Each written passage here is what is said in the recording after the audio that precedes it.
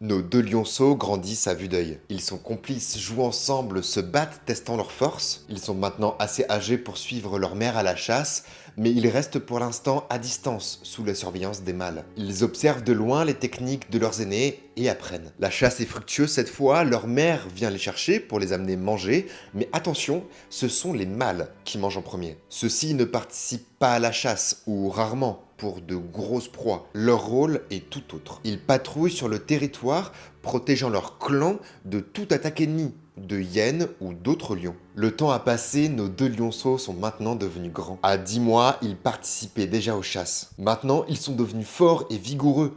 Notre lionne, elle, est devenue une chasseuse, une vraie. Elle a sa place à part entière dans la tribu. Pour notre jeune lion, l'histoire est différente. Il est devenu imposant, fort, sa crinière s'est étoffée, et son rôle a changé. Depuis quelque temps maintenant, les mâles le rabrouent. Lui veut manger en premier avec les autres mâles, mais ceux-ci rugissent à son approche. Il le repousse constamment, les bagarres sont de plus en plus fréquentes, surtout quand celui-ci s'approche des femelles. Il veut répliquer, mais il n'est pas encore tout à fait assez fort. Il a déjà quelques plaies. Il sait que s'il reste, il a de fortes chances d'y passer. Il a 3 ans maintenant, mais il doit partir s'il veut rester en vie. Commence alors une toute autre histoire.